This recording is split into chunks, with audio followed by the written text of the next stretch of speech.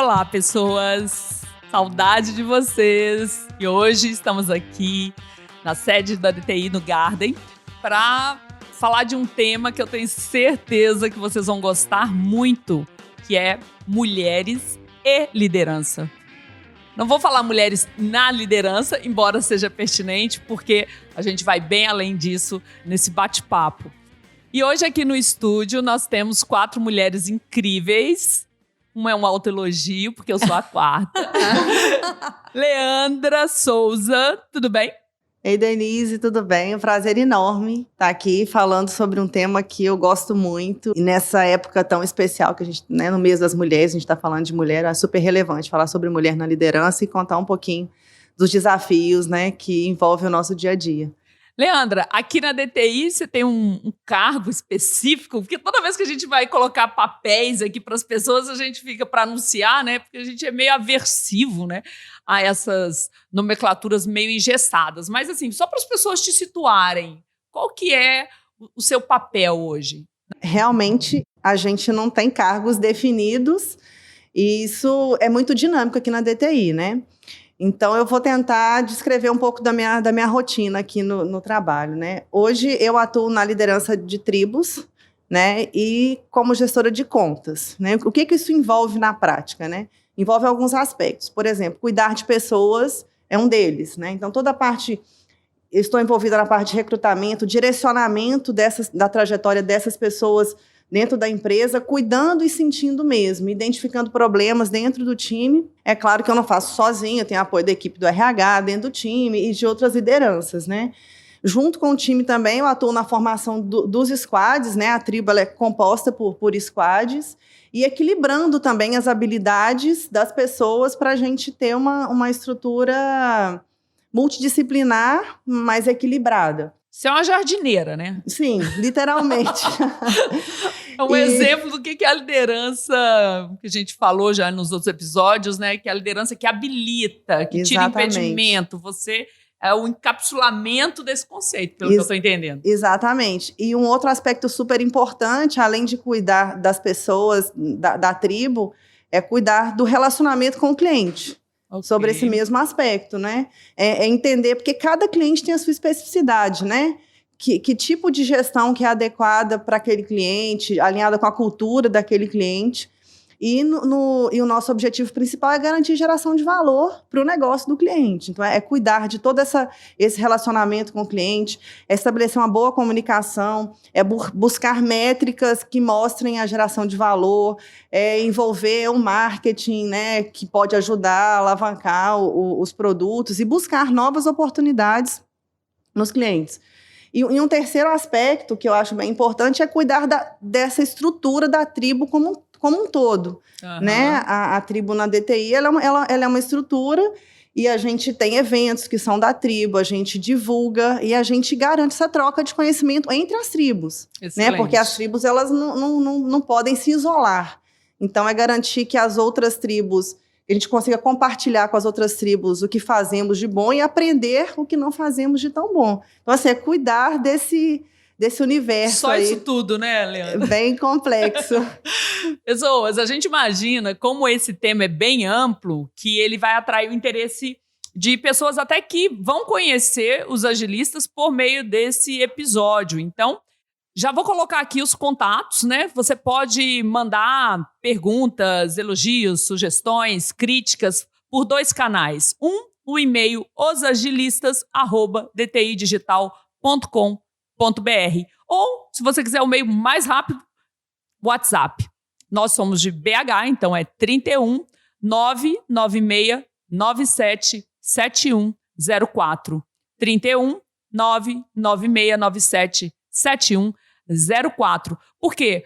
Como a gente espera, conversar com pessoas, atrair pessoas que podem ainda não estar nesse movimento, ainda podem ter dúvidas em relação aos termos, inclusive, então não hesitem em mandar perguntas para nós, a gente adora. Bom, a segunda convidada, essa alguns de vocês já conhecem, Já esteve com a gente em outros podcasts, é a Júlia Tonon. É Júlia ou é Júlia? É Júlia que a gente chama ela aqui, né? Como é que você gosta? É Júlia mesmo. É Júlia, é mais chique, né, gente? Mas é Júlia com G, tá? Não é com D, não. Júlia.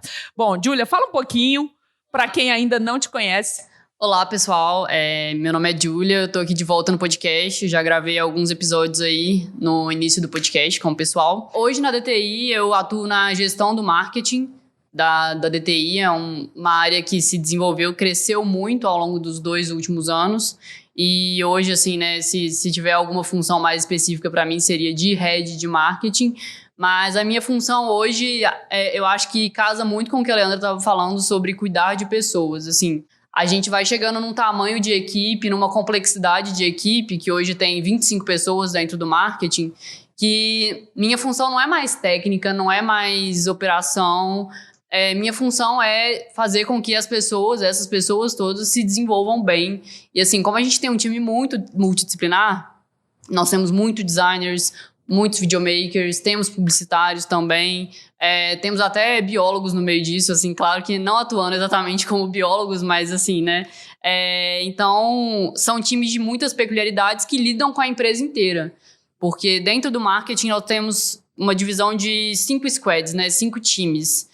E tem o Marketing Ops, que é a operação do marketing na DTI, a operação descentralizada do marketing, que eu falo um pouco mais dessa operação no episódio de Marketing Ágil, que já está no ar, né? Ele é um episódio mais antigo, né? É um dos primeiros episódios. Tem o squad do podcast, que é para a gente cuidar dos agilistas, cuidar das gravações, dos convidados. Tem o time de cases, o time de materiais institucionais, que a gente chama de origem, e tem o time da UDTI, que é a nossa universidade, que a gente vende cursos.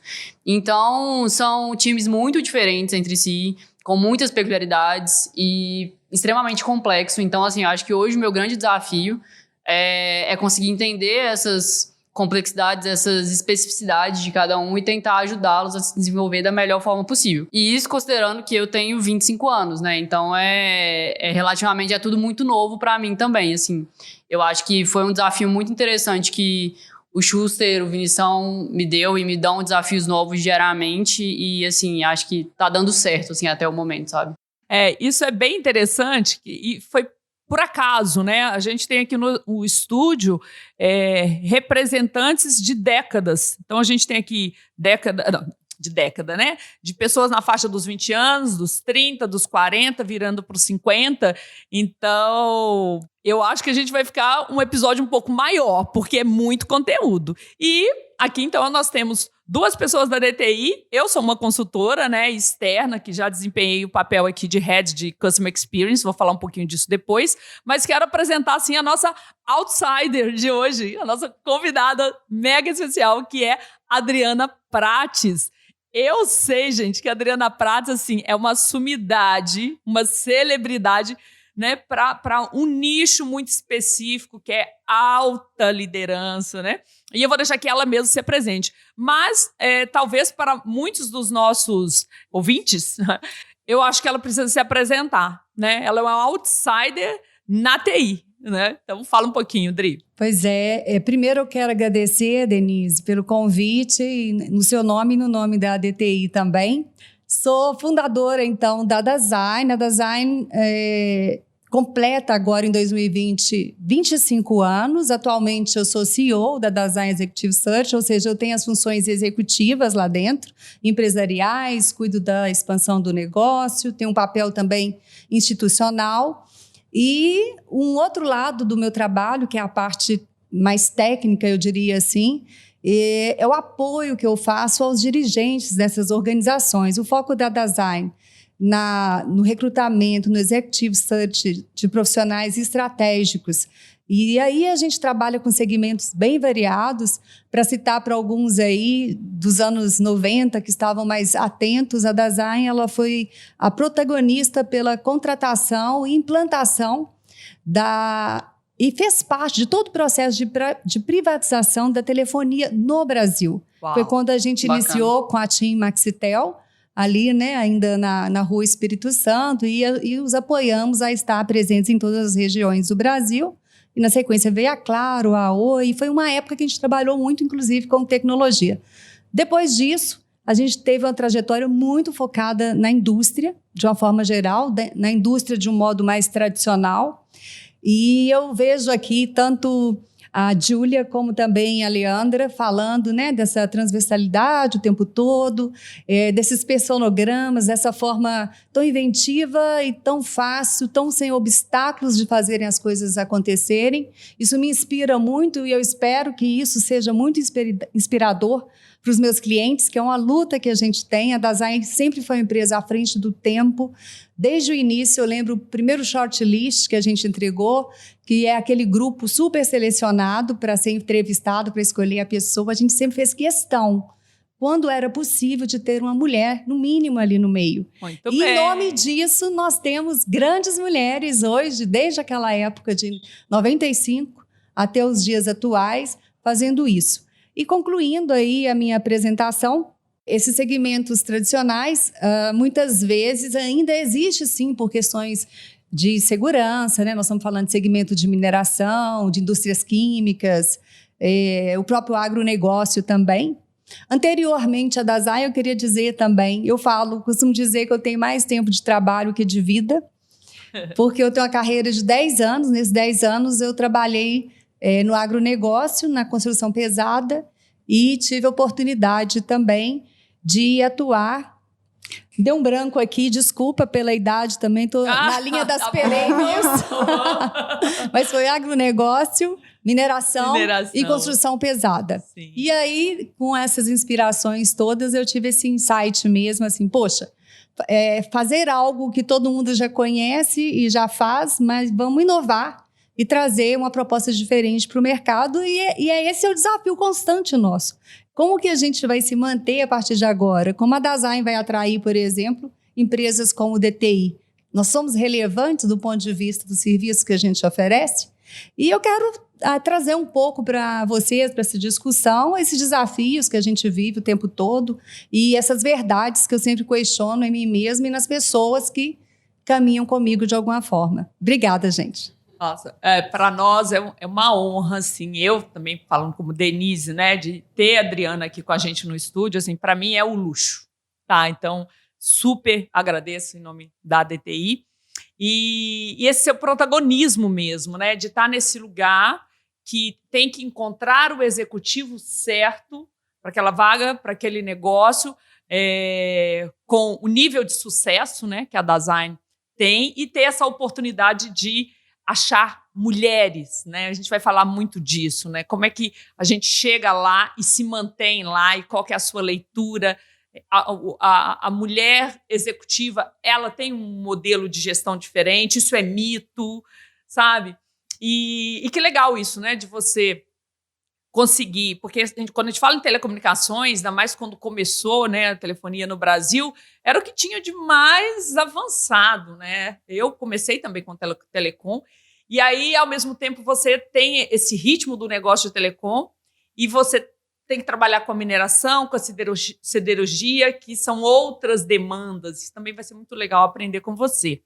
Bom, gente, para quem não me conhece, eu sou Denise, eu tenho uma empresa de consultoria, Denise Heller, e o meu papel nas empresas, hoje eu me coloco como outsider mesmo, que é um termo que eu acho que define bem. Eu entro na empresa, fico um tempo compondo a equipe com objetivos, alguns bem específicos, normalmente ajudar a desenvolver uma cultura centrada no cliente, foi a demanda aqui da DTI, ajudar a posicionar o negócio dessa forma.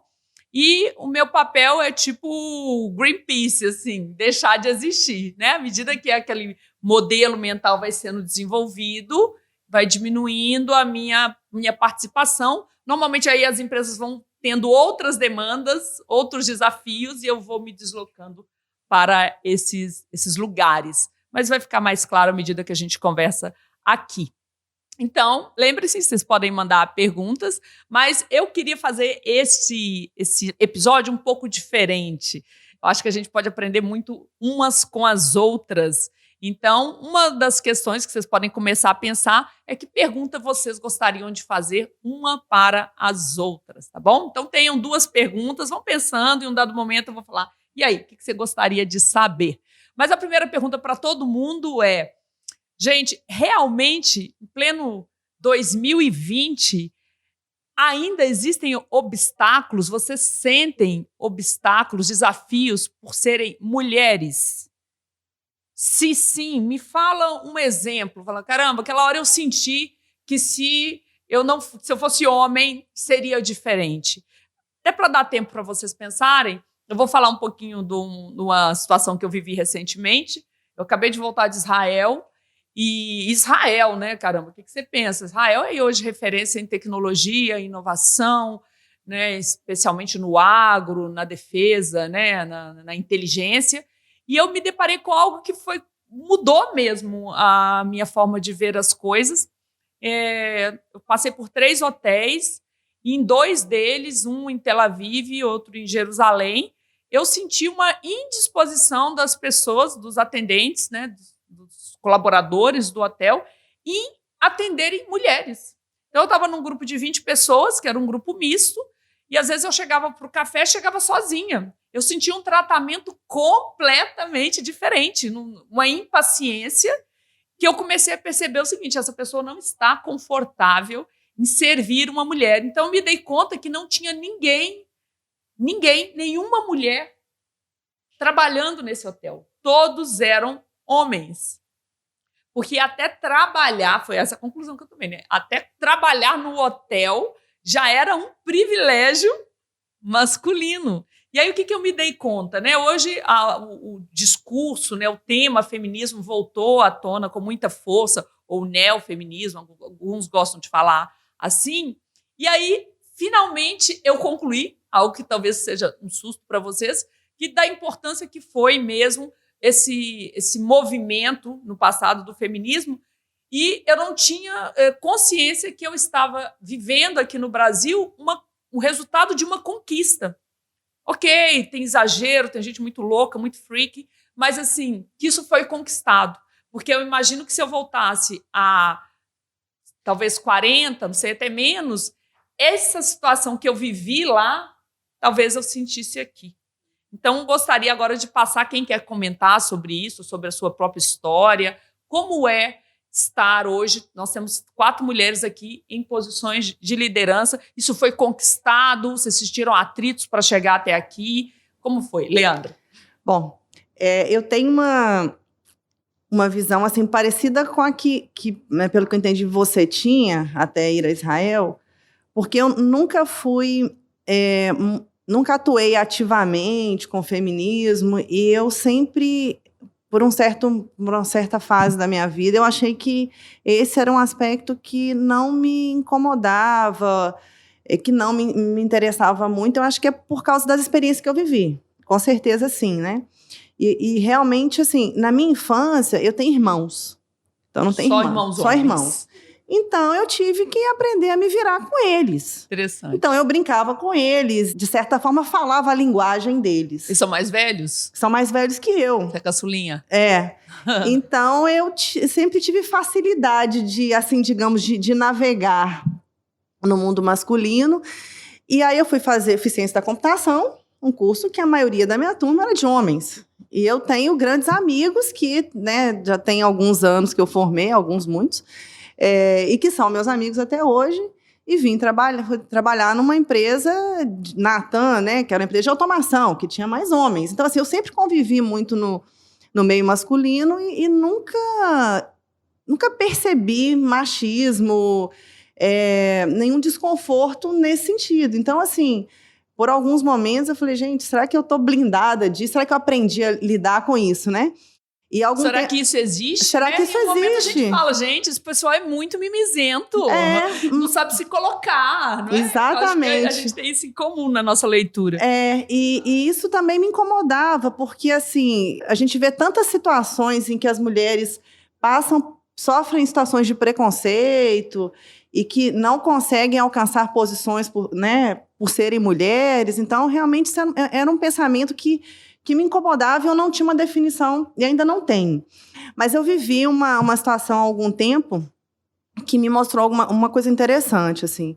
A gente estava num momento muito complexo do projeto, muito tenso, de reuniões muito tensas, e eu não conseguia me posicionar. E aí, depois de uma dessas reuniões tensas, um colega de trabalho falou, nossa, Hoje eu entendi como é difícil ser mulher num ambiente masculino. Eu falei para ele, por quê? Nossa, porque as pessoas que estavam ali foram extremamente machistas com você. E eu não tinha percebido. E aí eu fui para casa e aquele dia eu fiquei pensando sobre vários outros momentos que aquilo tinha acontecido e eu não tinha percebido. E aí, assim, naquele momento eu senti na pele, assim, o que é você não ter voz ativa porque é mulher. Mas depois que ele falou e que você teve que refletir, você percebeu, assim, em que momento, né? Você não tinha percebido, mas depois, opa, realmente, exatamente. Foi. Mas dá um exemplo.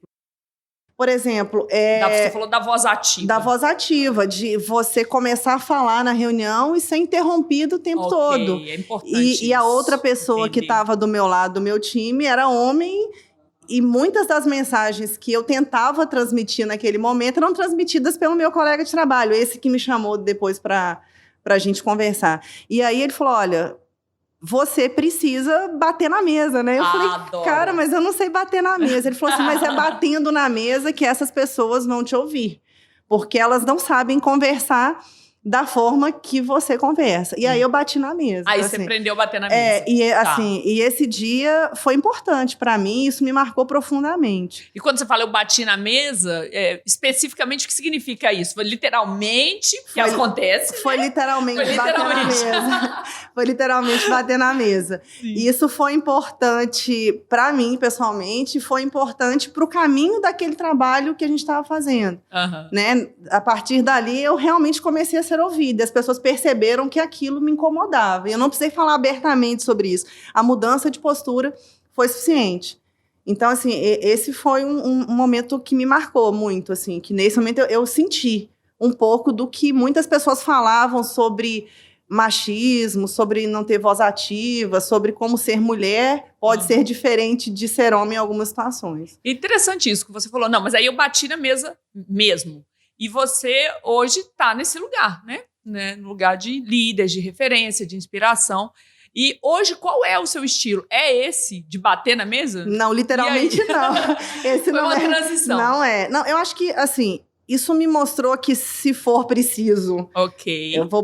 entre aspas aqui agora, né? Eu vou precisar bater na mesa. Você faz. Mas esse não é o meu estilo. E não é o estilo das pessoas que trabalham comigo. Eu acho que foi muito por isso, gente, mas isso não existe. Porque as pessoas que trabalham comigo e que trabalharam comigo e que eu convivi...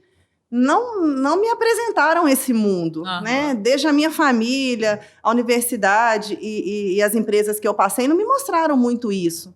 Então, eu não sabia lidar com isso e questionava se isso realmente existia. Perfeito. Mas, literalmente, esse não é o meu estilo de trabalhar. Ótimo caso para a gente começar. Adriana, essa coisa de que a mulher, para ser ouvida, para conquistar o seu espaço, que ela tem que adquirir um comportamento, né, conhecido como masculino. Você ouve isso? Você já passou por isso? Eu queria colocar isso, assim, basicamente são inúmeras formas, mas eu queria colocar em 3. Tá. A primeira, eu quero aproveitar um pouco disso que a Leandra traz, porque é muito bonita a forma que ela traz a situação. Ela, assim como a maioria de muitas mulheres que atingiram cargos de poder ou que têm um processo decisório mais alto, mais elevado, elas fazem isso de uma forma tão intuitiva que elas não vão percebendo. Mas ela teve uma oportunidade no momento, ou seja, ela não conseguia exercer uma autocrítica de que o potencial dela poderia ser mais explorado ainda do que já estava sendo. Então, teve alguém que deu simplesmente essa dica para ela. E o que ela faz é algo incrível, que é... Poxa, eu estou aqui com a oportunidade de eu rever uma atitude, uma postura, e eu vou poder contribuir mais. Porque você conseguir ter mais credibilidade, transmitir isso para o outro, ser mais ouvido, é uma conquista. E aí eu acho que é onde ela cria uma conexão profunda com ela, com o estilo dela. Isso chama autoconhecimento. Fantástico. Então, essa é uma linha... mais rara de acontecer, mas brilhante. Quero falar agora da minha história pessoal. A minha história pessoal, eu gosto de me remeter ali ao norte de Minas, o fato de eu me considerar uma sertaneja mesmo, a terra onde nascem os fortes, costumo brincar. E então a gente acaba realmente, assim, eu senti isso raríssimas vezes. talvez não tenha percebido, porque foram muitos desafios. Eu vim sozinha para cá e tive que criar solução e resolução para muitas coisas na minha vida, e assim eu fui construindo essa trajetória, mas sempre busquei bons especialistas também para me ouvir, para me julgar, para me apoiar. Eu acredito que isso faz muito sentido. E a última perspectiva que eu quero trazer, inclusive me perguntaram, né? Isso é muito comum pela minha área, por ser uma área que, de certa forma, as pessoas até fazem essa cobrança. Poxa, mas um pouco do resultado de ter 3 a 4% apenas de mulheres no poder no planeta está relacionado aos headhunters. Ai, que ótimo você colocar isso. Né? Ah, interessante. E ali, desde o início, nós sentimos essa necessidade, mas nunca por ser mulher. Adoro. Nunca. Sempre por perceber que é a equipe, a diversidade, isso a gente sempre teve isso no nosso DNA. Isso enriquece uma equipe. Misturar pessoas de classes sociais diferentes. O Brasil permite essa mobilidade social de mentalidades diferentes, homens, mulheres, outros gêneros. Isso faz toda a diferença num processo decisório que tenha sustentabilidade e que vai abarcar um volume maior de soluções.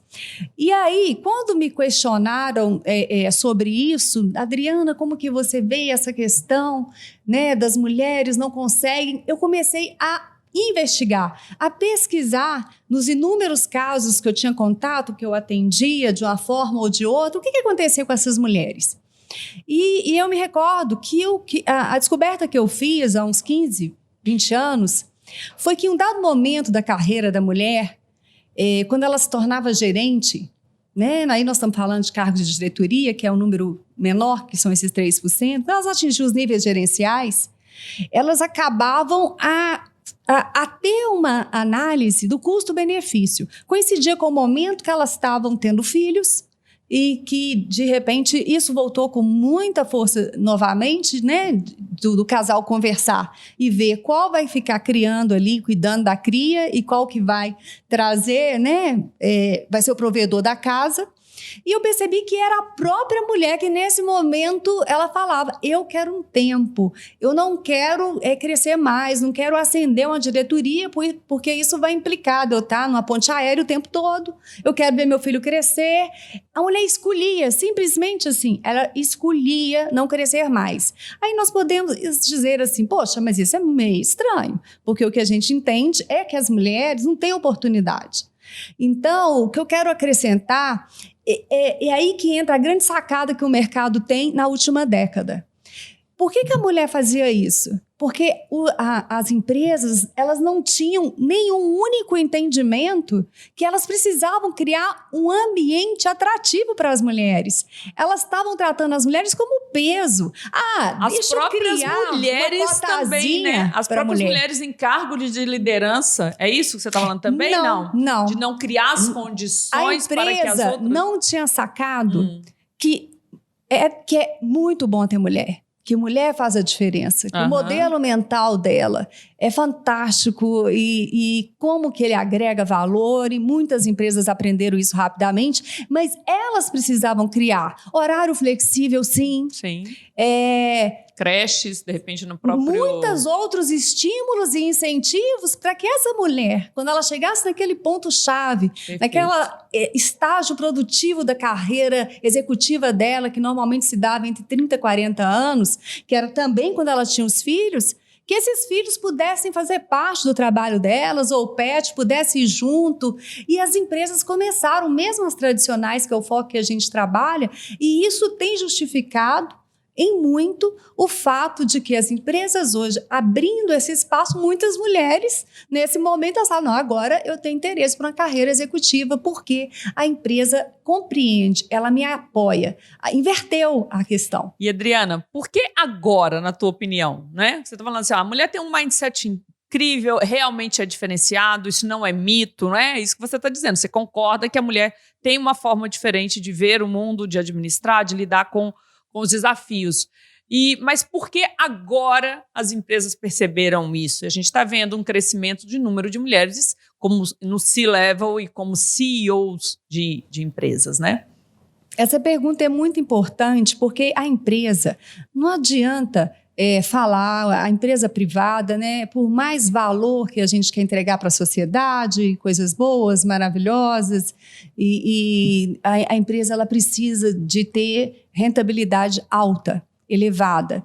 E ela não é boba, ela começa a contratar aí as grandes consultorias globais e começa a detectar que as empresas presididas, gerenciadas por mulheres, têm características diferentes, têm equipes mais motivadas, tem uma energia de dinâmica de funcionamento melhor. Conselhos de administração hoje em dia ainda é 98% masculino. 98, Pra vocês Adriana, terem uma noção, isso? Eu achei que já estava mais... Não. 98. Para você ter uma noção, então quando você fala hoje, é porque mostrou que ter mulher no poder dá dinheiro. Né? Em síntese, assim, a resposta mais fácil que eu posso Isso dizer... está distribuído, Adriana? Desculpe te interromper, por segmentos ou... não, empresas de tecnologia é assim, ou não, isso é geral. Tem Olha, esse dado, não? Empresas de tecnologia, dada a escassez e hoje tem um recrutamento global, e se tiver um ratinho que fala que faz qualquer coisa, ele contrata. Então, assim, não dá nem pra gente... Escassez, né? Se falar que tem A Júlia vai poder falar bem sobre isso. Se falar assim, esse poste aqui vai dar resultado, não dá nem para entrar, minha filha. Porque assim, pode ser... aquecido mesmo. Mas assim, essa necessidade, ela é generalizada. As mulheres estão se preparando mais, por quê? Aí a gente volta no histórico da mulher e a gente lembra daquela coisa da velocidade de largada e a de chegada que o homem e a mulher têm. Historicamente dizendo, as mulheres, pelo estímulo que elas tinham, elas demoravam um pouco mais a se introduzir pelas matérias mais exatas, de finanças, que é o combo que um gestor tem que ter, né? Ele tem que entender de gente, ele tem que entender de várias coisas, mas de negócios, de finanças, de operações. E aí, nessa geração, que é a geração da Júlia, não existe isso. Eu tenho 2 filhas praticamente na idade delas que às vezes eu fui falar, eu fiz um trabalho da caminhada dos privilégios para mostrar sobre racismo, não sei o quê, e elas simplesmente falaram, mãe, a gente não sabe o que você está falando, na nossa escola não tem nada disso, eu acho que você é de outro planeta. Então, que são bom, né? coisas... E o marcante, e para marcar isso da questão da mulher, eu sou jurada de uma premiação nacional que chama Prêmio Executivo de Valor, há 10 anos. Esse aí vai ser o meu 11º ano, os resultados saem em maio. É premiada 23 categorias relacionadas aos 23 setores da economia mais proeminentes. E ganha um em cada categoria, e tem 7 categorias extras, que é jovem liderança, o melhor conselheiro, a startup de mais vanguarda, o melhor em tecnologia, a melhor ONG, coisas dessa natureza. Mas o que eu quero dizer, na média, gente, desses 10 anos que eu tive por trás, que eu fiz a bancada desse júri, que varia entre 8 e 14 pessoas e consultorias, a ESC, que é a certificadora que certificou a Dasein, a média de vencedoras desses agora 28 a 30 lideranças são 2 mulheres. Isso quando assim a gente comemora, assim, solta foguete, por exemplo. Teve uns 5 anos, por exemplo, que no máximo foi a Luísa Trajano que ganhou. Fenomenal. A Luísa é fantástica. Gente, a Luísa, Ela pra mim, ganhou umas 4 a gente vezes. sempre cita Magazine Mas Luiza eu quero dizer, e Luísa. mas nós não podemos ter um mundo comandado pela exceção, né? Claro. E aí, voltando para trás, o que a gente percebe? O ano passado nós tivemos, porque hoje nós temos 2 pessoas fantásticas na área, por exemplo, de TI, que são presidentes mulheres, né? A da IBM é mulher, que é a Ana Paula. Nós temos a Tânia Consentino, que é da Microsoft, que ela é a CEO Brasil, era da Schneider. E nós temos da Microsoft América Latina, que é a Belízia. E tem mais uma empresa de na HP também? Então você percebe que nesse campo de tecnologia, de soluções de uma forma mais ampla, já tem muitas mulheres fazendo isso. Isso não é por mero acaso. Não, e fora a questão do acesso à informação também, né? Hoje não é mais só uma questão de a mulher não poder escolher certos cursos ou ter um estímulo grande em casa para ter um determinado comportamento. Isso eu até já vi na minha família, assim, as mulheres são mais estimuladas a um determinado tipo de curso, enquanto os homens são estimulados a cursos mais de exatas, mais de engenharia. A minha formação é em economia e mesmo na minha turma de 40 alunos, era um quarto de mulheres. Não era... Quarto. Um quarto.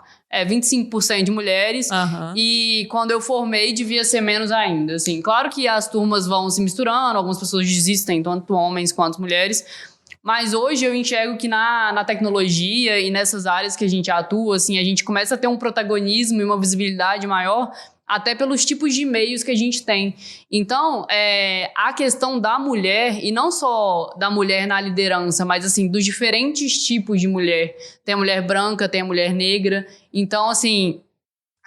Mulher é bem coletivo. Mulher é muita gente, muito tipo. Quando a gente começa a desmembrar esses tipos diferentes, a gente ainda vai entrando em outras minúcias. E hoje, como a gente tem Twitter, que qualquer coisa explode rapidamente, tem o Instagram, né, que é a questão das fotos, do empoderamento do corpo feminino, tem Facebook, né, que também já está aí há mais tempo, mas a gente tem um acesso à informação muito maior. E acesso à informação, à educação, à visibilidade da mulher. Esses números começam a aparecer, porque não é só um número que está guardado lá no escritório nos Estados Unidos ou na sua cabeça, é um número que você pode jogar na sua rede, que vai se espalhar para outra rede, e que de repente está todo mundo sabendo disso.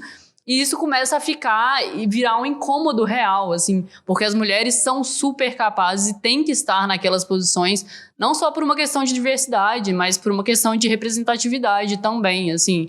E até recentemente eu estava vendo que um país qualquer da Escandinávia, eu não sei se é Finlândia, mas que a questão da licença paternidade tá ficando pareada de mulher, 6 meses, 6 meses. E isso faz total sentido, porque é óbvio que para a empresa vai ficar uma coisa, né, assim, vai virar um fardo muito maior se a mulher... Porque, o cara vai sair 1 semana quando o filho nasce, mas a mulher vai sair 6 meses. Isso assim, a própria sociedade empurra isso pra gente e a gente dá como algo costumeiro, né? Isso é bem interessante. Na época que eu vivi em Toronto, eu comecei a ficar implicada, assim, de manhã, o homem, e lá parece que eles têm muitos filhos, assim, não são muitos filhos, mas assim, 2 filhos muito jovens, então você viu um homem empurrando um carrinho com 2 bebês. E eu falei, gente, por que tanto homem empurrando carrinho com 2 bebês? E o Canadá é conhecido por ser um país, né, de uma política multicultural muito grande, respeitar muito, zelar muito por essa questão da igualdade de direitos de tratamento. E aí eu perguntei para os colegas, né, que moravam lá, eles falaram o seguinte, é porque aqui o casal pode escolher quem vai pegar a licença, e normalmente eles escolhem o cônjuge que ganha menos pelo impacto no orçamento. E olha que interessante, eu vi era muitos homens, o que me fez concluir que lá em alguns lugares as mulheres ganhavam mais que os homens, por qualquer motivo que seja. Interessante, né? Uma outra coisa também que eu achei bem interessante era... Eu queria emendar com uma coisa, concluindo aquele raciocínio que eu estava tendo, o problema real, concreto, né? Aí vamos falar de 2020 mesmo, e que é difícil. Eu não falo isso nos processos que a gente faz, porque a gente tem já um valor que o cliente passa ali, que é informado para aquele grupo, e na alta gestão mesmo, isso é menos presente. Gente, salário é um absurdo ainda. Verdade. As diferenças de salário.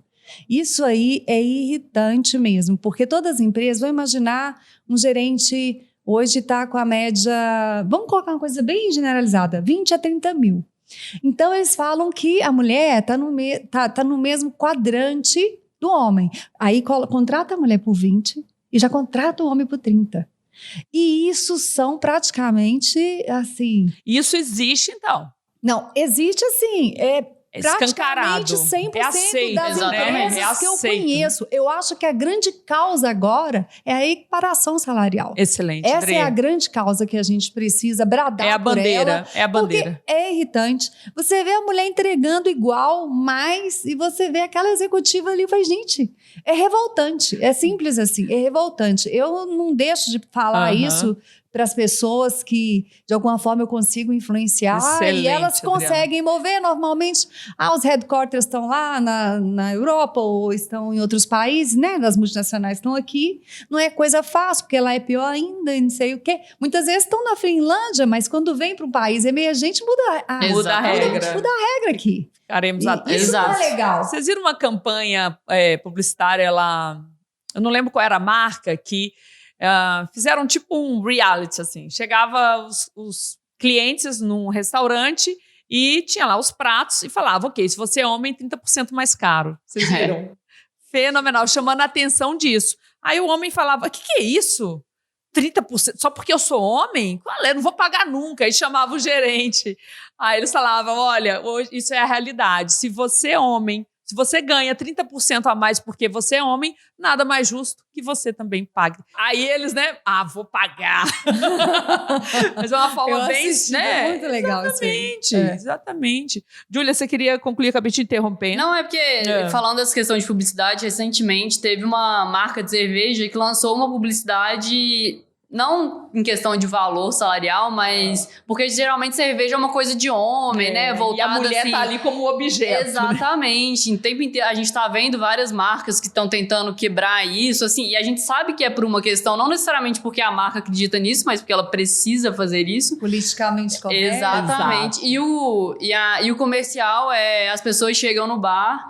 E o garçom chega com uma cerveja, com um drink, ele oferece a cerveja pro cara e o drink pra mulher, e aí eles trocam. A mulher pega a cerveja e o cara pega o drink. Tipo assim, cara, eu sou homem, mas eu gosto de drink, eu sou mulher, mas eu gosto de cerveja, sabe? Assim, então a gente vê isso enraizado, assim, na sociedade, que aí pega a questão salarial, e aí quando você começa a ver por que o salário da mulher é menor... e o do homem é maior. São várias questões que vêm desde a educação, vem dos comportamentos, de dar boneca pra mulher e de dar o carrinho pro cara, os cursos que você vai fazer, o comportamento que a gente tem que ter, porque assim, eu até me identifico um pouco com a Leandra, porque eu também tenho irmãos homens mais velhos, e assim, família cheia de homem. E assim, pra mim nunca foi muito difícil me posicionar, porque... eu já cheguei sabendo conversar, falando a língua desse pessoal, né? Assim, falando a língua dos homens, né? Digamos assim. Mas eu vejo que é difícil para outras mulheres também, assim, de não só ascender, mas, assim, de entender por que às vezes a sua voz é calada no meio de um tanto de homem e que elas se sentem intimidadas, assim, no meio de discussões com homens. Pra mim é uma coisa tipo assim, não, eu vou falar, não concordo, eu vou discordar aqui. Até e, porque assim, sempre foi assim, né? Exatamente, sempre discordei, nunca, né, assim, se bater de frente, eu também bato, assim, isso não tem problema nenhum, né? E aí, então, assim, eu acho que quando a gente começa a pensar nisso tudo, é uma questão social muito maior do que a gente imagina, né, assim, E até eu tenho uma pergunta para você, Denise. Que bom, adoro. Eu vejo, assim, sempre você postando muitas coisas das empresas que você vai, e são empresas geralmente mais conservadoras, que estão ali querendo se transformar, e geralmente você tem que lidar com um corpo de homens, assim, muito grande, e homens conservadores, assim. O que você enxerga que é o seu, assim, eu acho que, claro que na trajetória você já deve ter evoluído muito nesses desafios, mas hoje qual que você enxerga que é o seu principal desafio nessas empresas conservadoras, cheias de homens? Olha, eu tenho, até para ilustrar, né, fica mais palpável, comecei a trabalhar com consultoria em 2009. Então, quer dizer, eu já tinha me formado há 10 anos e comecei a trabalhar em 2009 especificamente com consultoria. Um dia, numa dessas empresas, né, tradicionais, líder de mercado, e aí eu sugeri da gente levar, estava com um desafio de desenvolver mentalidade de inovação mesmo, de criatividade, eu sugeri a gente levar uma executiva premiada, referência no mercado, da Natura. Falei assim, a Natura na época era grande referência. Falei assim, por que a gente não traz alguém, a fulana da Natura, para falar para a gente de inovação? E aí foi assim, queima-roupa.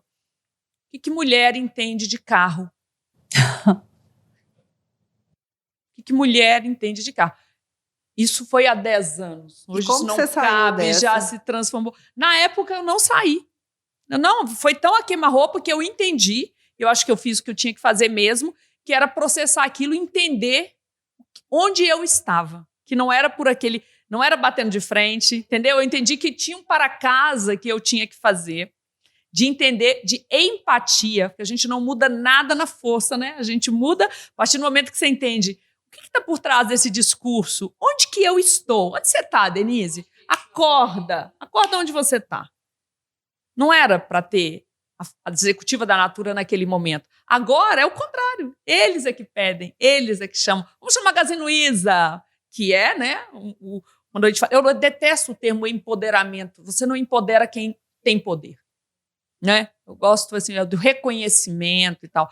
Então, eu falei Magazine Luiza porque tem esse discurso, tem essa consciência, né, de que não é dar um privilégio para a mulher, mas que, historicamente, a mulher foi privada do seu lugar de direito. É isso. Nós temos um direito, a gente não está querendo nada que não é nosso. Hoje eu postei no Instagram uma frase da Marilyn, né, que é esse símbolo da loura burra, né? Ela teve, num dado momento, ela fala, eu tive que vestir esse personagem para ter o poder, era a minha via de exercer o poder, e que mulher poderosa. E ela fala, gente, toda mulher que quer se equiparar ao homem está sonhando muito baixo. É uma provocação, né? É uma provocação, uma pimenta. Então, Júlia, assim, hoje eu vejo que eu tenho esse meio termo, né? Trabalhei com empresas bem tradicionais, mas historicamente, assim, muito mais com empresas de tecnologia. Na verdade, o tempo que eu trabalhei com empresas tradicionais é menor na minha trajetória. Eu comecei trabalhando com telecom, que é o contrário, né? Super inovadora, e numa telecom que era Telemix Celular, sempre falei com vocês, que até hoje foi uma grande escola para mim, em que o RH era no mesmo andar da TI, então já era diferente. Aí depois sim, fui trabalhar, aí sim, atender como consultora várias empresas, ainda mais em Minas, que é o lugar onde eu mais tenho clientes, que são, né, é mais comum ter a siderurgia, a mineração, a automotiva, mas, no geral, trabalhei mais com tecnologia. Então, não posso falar que na minha vida vivi muito pouco, senti muito pouco essa questão. Tive que ir para Israel para ser empática com as pessoas, não só as mulheres. Comecei a entender o que é a questão do negro, eu nunca tinha estado na posição de me sentir privada de algo só por pertencer a um grupo, e nesse caso por pertencer ao grupo mulheres. Então isso abriu a minha mente para uma série de questões, mesmo das minorias, porque eu acho que quando a gente levanta a bandeira da mulher, da igualdade de salário, a gente está abrindo portas para outras questões, né? Outras questões que são igualmente pertinentes. Eu tenho uma colega que ela criou um selo, a Oficina Amiga da Mulher, Bárbara Brier, e ela falou isso comigo. Falei, Denise, sabe o que eu percebi? Quando a gente ajuda uma oficina mecânica a ser mais... estar mais atenta ao atendimento, que ela percebeu que muitas vezes a mulher se sentia enganada. Nos sentimos, né? Um tratamento diferenciado, porque já assumem que a gente não sabe, então eu posso te dar um preço maior. Eu fui o tempo todo roubada em Israel às vezes, né? e em Jordânia, assim. Na hora que iam me cobrar, chegaram a cobrar, às vezes, numa compra, R$300 a mais. Me falaram um preço, na hora de pagar, R$300 a mais. Isso não é com mulheres, isso é né, da coisa de você ficar esperta. O tempo todo querem te passar a perna. Mas eu senti que se eu tivesse com um homem, tanto que quando eu estava com algum colega e eles presumiam que era meu marido, era diferente o tratamento.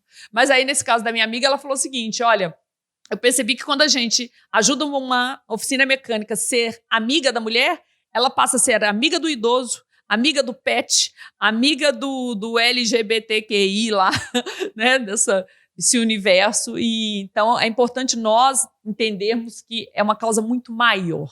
Exato. Muito maior. Assim, pra mim, assim, no que eu vivo hoje, o meu maior desafio como mulher, assim, aqui em BH e tal, que já é uma cidade mais tranquila, assim, quando a gente vai parar pra pensar em questão de violência, tranquilo, assim, em relação ao Rio, a São Paulo, é a segurança. Assim, segurança, interessante. Às vezes eu moro na Savassi, assim, eu tô num bar a 3 quarteirões da minha casa, com amigos que também moram, às vezes, a 3 quarteirões ali do bar, e eu tenho que pedir um Uber pra ir pra casa. 3 quarteirões. Se eu estou de noite, se passou das 10, se tá chegando ali meia-noite, eu não tenho coragem de ir pra casa sozinha. Muito E não é pertinente você por comentar perder isso. o meu celular. Exato. É por outras questões. Sentir fragilizada. Assim, exatamente. Vulnerabilidade mesmo. Coisas muito piores podem acontecer, assim. Isso E é eu sensação, é eu bizarro. tenho uma filha de 6 anos, né? 6 E eu fico anos. pensando como que eu vou preparar minha filha para esse mundo, né? E para enfrentar todos esses Você tocou num esses ponto desafios, muito né? legal. Vou voltar para você, mas só porque eu queria também ouvir a Adriana e Júlia a respeito disso, né? A gente falou muito do outro, como o outro nos trata, o que o outro nos permite. E aí, da mesma forma que cobraram a Adriana, você é uma hunter, né? Você também é corresponsável por não ter tanta mulher em cargo de poder. E a questão da mãe, né? Da criação. E você antecipou isso, mas queria ouvir vocês duas. O tanto que nós também temos responsabilidade e muitas vezes, percebendo ou não, a gente também torna essa caminhada das meninas, né? Também pode ser com mais atrito ou menos atrito. Quando a Júlia me perguntou o desafio, eu lembrei desse. Ela falou da violência. Eu falo muitas vezes o preconceito que eu senti não foi do homem, foi de mulheres. E aí eu queria que você... E o que você sente que é o seu maior desafio em relação a criar a sua filha? Eu sinto pouco o impacto, né, da exclusão, da opressão com relação à mulher. E o que eu transmito para minha filha é que é igual, sabe? Que tem que ser igual e que ela tem que se posicionar igualmente.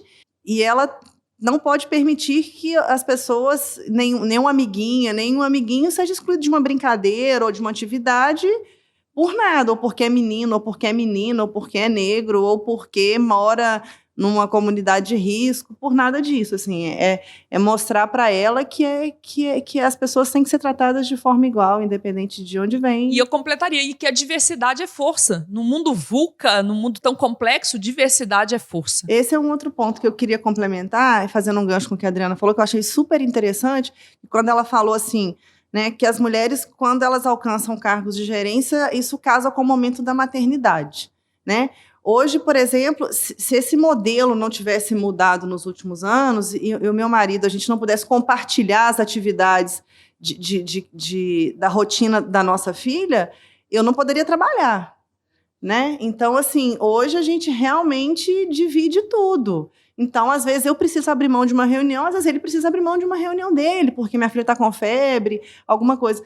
E quando a gente fala de diversidade, de multidisciplinaridade, a gente precisa de pessoas que vivem experiências diversas. Então, assim, a maternidade é uma delas, né? E quando a gente fala de maternidade, a gente fala de generosidade. E, para mim, liderança é generosidade, sabe? Quando você acredita no time, quando você empodera seu time ou proporciona condições para que as pessoas se desenvolvam, isso é ser generoso. E a maternidade me trouxe muito isso, assim. Então, acho que hoje muito do que eu faço no meu trabalho tem a ver com a maternidade. E a maternidade também não é só passar a mão na cabeça, né? Ótimo. A responsabilidade que eu tenho com a minha filha não é só de acolher e concordar, é direcioná-la e, às vezes, é orientá-la e, às vezes, repreendê-la. Então, assim, eu tento trazer um pouco disso pro meu trabalho, entendeu? Teve uma situação que eu fiquei muito feliz, que chegou um integrante novo no time, e a Ana, que é da nossa equipe de RH, estava apresentando o time e tal, aí eu cheguei, né, seja muito bem-vindo, né? Aí ele falou assim, você é quem no time? E aí, como eu falei no começo, é tanta coisa, né? E aí tinha alguém do lado, eu falei, a pessoa falou assim, Leandra é nossa mãe. E eu me senti muito feliz naquele momento, porque, assim, eu sou um pouco mãe mesmo, nesse sentido todo, assim, de cuidar, desse conceito de orientar, de mãe, né? Que às vezes deixa ir para a pessoa se desenvolver, né? Exatamente. Mas, assim, o desafio de criar uma menina para esse mundo que a gente vê hoje, sabemos lá como ele vai ser daqui a 10 anos, né? É um grande desafio e a gente precisa se reinventar o tempo todo para conseguir fazer isso bem. É bem difícil. E você, Dri, qual que você acha que é o grande desafio? Com as meninas? Não, assim, você como nesse papel que você tá, né? Tanto de ser influenciadora, de poder interferir nesse sistema, mas de mais mulheres em cargos de liderança. Você pode falar de você como líder, como empresária, que é um ponto que a gente nem comentou aqui ainda, né? Qual que é o desafio de ser a empresária? ou também do que você tem ouvido das suas clientes, dos executivos. Qual é o desafio para mais mulheres em cargos de liderança? Olha, o desafio, assim, do ponto de vista da gente, né, como mãe, eu acredito que é isso que você traz, ela já vai viver isso que a Leandra trouxe, né? Ela já vai viver realidade diferente, ela já vai ter a mãe como modelo. Isso está bem mais simples, né? Não se pode mais considerar um desafio. Eu ouvi uma frase lá em casa, um dia desses, que me incomodou um pouco, que aí eu acho que a gente começa a pecar pelo excesso, sabe? É como se fosse elas... e eles, sabe? E aí eu começo a pensar que o desafio agora é a nossa sensibilidade para compreender o que essa mudança tão abrupta das mulheres provoca nos homens, na autoestima deles, de como que eles estão se sentindo também ao lidar com mulheres, às vezes, distorcidas, né? Eu vejo essa fala... É muito inspiradora a fala da Leandra, essa fala tão assim, mãe, humana. O que eu tenho percebido, mulheres no poder ainda com jargões, né? Eu tenho que, a primeira coisa é cortar o cabelo, eu tenho que andar diferente, eu tenho que falar grosso. E eu acredito que a gente traz, o que a gente acrescenta é a nossa intuição, é a empatia, a nossa sensibilidade, é a nossa capacidade de usar a lei de Platina, né? Que a lei de Platina é assim, trata o outro como ele quer ser tratado. Então, nós temos essa sensibilidade de entender e fazer esse direcionamento. Então, nós temos que agora, o trabalho que eu faço aí como mentora, advisor de executivos, é de acolher. Olha para você ver, e às vezes ninguém está prestando atenção. O que a gente fez com esses homens? Como que eles estão se sentindo? Qual o grau de depressão que eles estão atingindo por eles não serem mais o provedor, o importante? E esse passa a ser uma questão nossa também, né? Nós temos que parar de nos vitimizar também. Adoro, Dri. O processo está caminhando de uma forma natural, progressiva, não podemos esquecer da nossa responsabilidade, mas continuar os persuadindo de como que nós somos grandes parceiros de colaboração, de crescimento, de transformação de cultura, valores e resultados em qualquer lugar, em qualquer instância, é o desafio. Nós estamos juntos, eu e você, homem e mulher. Gente, acho que não tem melhor forma de concluir esse episódio de hoje com essa mensagem. A gente celebra essa diversidade, celebra as diferenças. Não é para anular, não é esse discurso hater, né? Não é mesmo. Eu gosto da frase lá da Marilyn, quando ela fala, quando você almeja ser igual, você está querendo muito pouco. O que a gente quer é que nós todos sejamos seres humanos mais plenos. Biologicamente, a gente tem algumas diferenças que já nos tornam únicos, né? E que é uma celebração da diversidade. E somos, e ótimo, e tudo bem, e que bom, né? Bom, para terminar, queria só que você fizesse um exercício aí, ao invés de a gente perguntar uma para outra, como eu tinha pensado no início, o que você diria para a sua pessoa, a sua Leandra, a sua Júlia, sua Adriana, e eu também vou fazer, de 10 anos atrás? Tá? Então, vamos começar com a Júlia. Júlia, você está vendo a Julinha de 15 anos de idade. Fala para ela. Júlia, você está no futuro. O que você falaria para ela? Vixe. Cara, eu... Fala para ela. Então, eu falaria pra Júlia. Fala para ela. Júlia. Eita. Eu vi um vídeo sobre isso, eu achei fenomenal, gente. É difícil fazer, mas é legal. Então, Júlia, de 15 anos. Ju, eu acho que você pode ficar mais tranquila em relação às coisas que as outras pessoas pensam, porque as coisas passam. Então, principalmente a etapa da adolescência é sempre uma etapa difícil, né, na vida de qualquer mulher, mas você vai conseguir passar muito bem por ela e se tornar algo até melhor do que você mesmo imaginava do que você seria capaz de se tornar. Então, está no caminho certo. Lê. Bom, Há 10 anos atrás, eu estava fazendo uma mudança de trajetória pessoal e profissional, então eu estava num momento de muitas dúvidas e hoje eu falaria para Lê, não tem problema se der errado. E foi isso que eu aprendi nesses 10 anos. Se der errado, a gente recomeça, a gente reinventa. Dri. Eu diria assim, Dri, essas mulheres atemorizantes que vos fala, fica tranquila. Elas só são ainda pessoas muito inseguras. O que eu falaria para Denise de 35 anos, 10 anos atrás? Eu falaria, cara, você vai ser muito mais legal aos 45, então vai que pro lugar que você tá indo é bem melhor. Meninas, muito obrigada. Foi assim um prazer incrível. Eu queria, na verdade, fazer outros programas. Então, pessoal, se vocês gostaram, querem outras mulheres, querem continuar esse papo, os agilistas, @dtidigital.com.br ou pelo nosso WhatsApp 31 996 97 7104. Fala pra gente o que você achou desse papo ágil, sem falar de agilismo. Um beijo. Muito obrigada.